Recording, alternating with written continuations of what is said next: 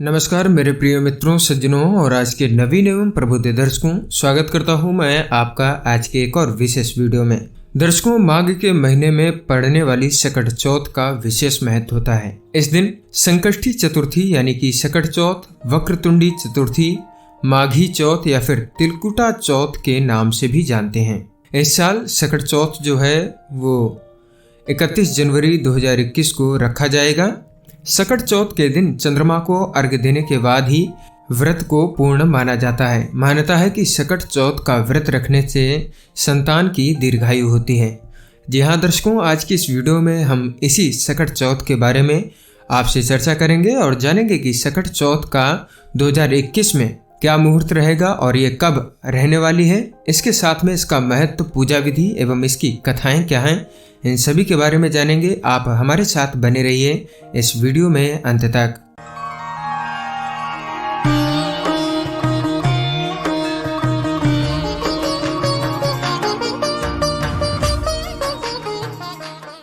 सकट चतुर्थी के दिन विधि विधान से पूजा करने से संतान निरोगी और दीर्घायु होती है।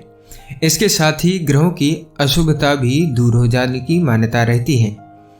बात करें दर्शकों सकट चौथ के दिन शुभ मुहूर्त के बारे में, तो सकट चौथ वर्ष 2021 में 31 जनवरी रविवार के दिन मनाई जाएगी और सकट चौथ के दिन चंद्रोदय का समय रहेगा 8:40 PM पर और चतुर्थी तिथि प्रारंभ होगी 31 जनवरी को 8:24 PM पर और चतुर्थी तिथि की समाप्ति होगी 1 फरवरी को शाम के 6:24 PM पर।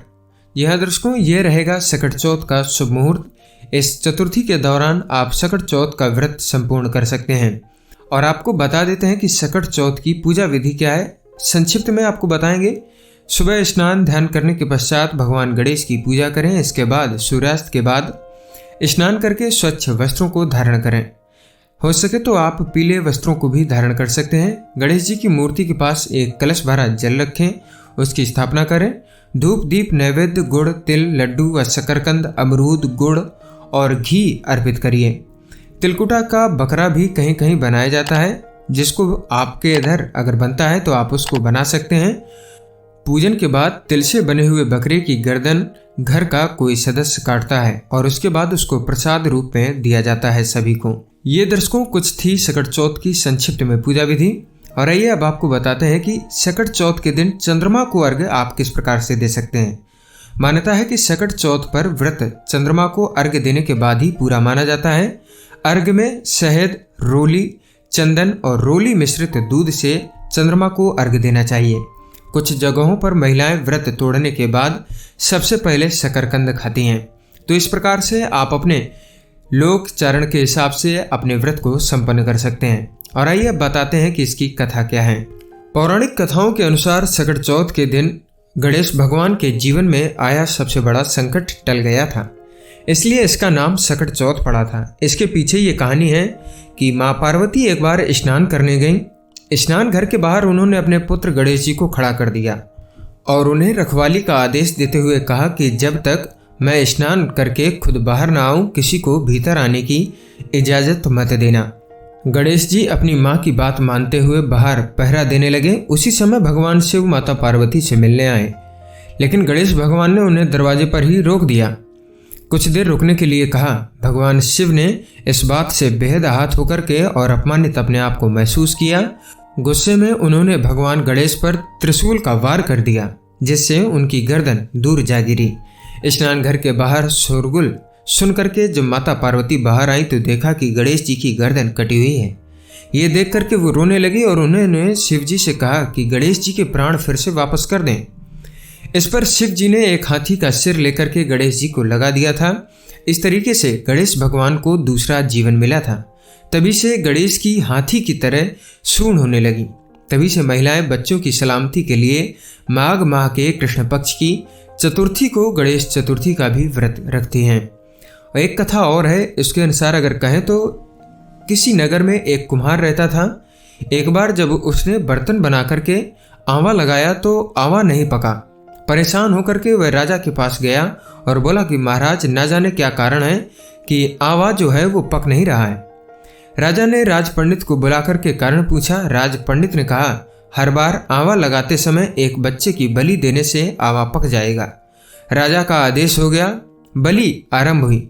जिस परिवार की बारी होती वह अपने बच्चे में से एक बच्चा बलि के लिए भेज देता। इस तरह कुछ दिनों बाद एक बुढ़िया के लड़के की बारी आई।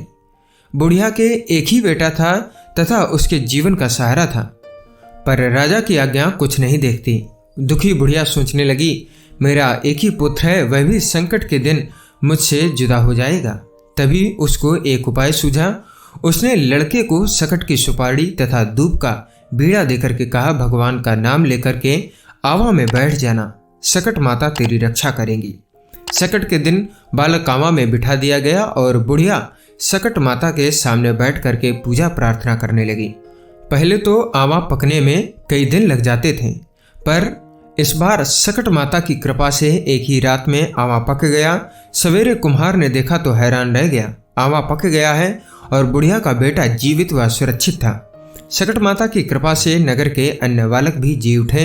यह देख करके नगरवासियों ने माता सकट की महिमा स्वीकार कर ली और तब से आज तक सकट माता की पूजा चलती आ रही है। इसका व्रत विधान अपनी माताओं के द्वारा अपने पुत्र की रक्षा के लिए किया जा रहा है।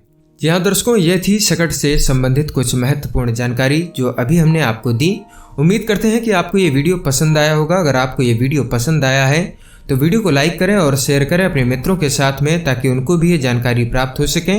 और हम आपसे मिलते हैं अगली नई वीडियो में किसी अन्य विषय के साथ में। तब तक के लिए दीजिए इजाजत। नमस्कार। आप सभी दर्शकों को वैदिक परिवार की ओर से सकट चौथ की बहुत बहुत मंगल कामनाएं, शुभकामनाएं।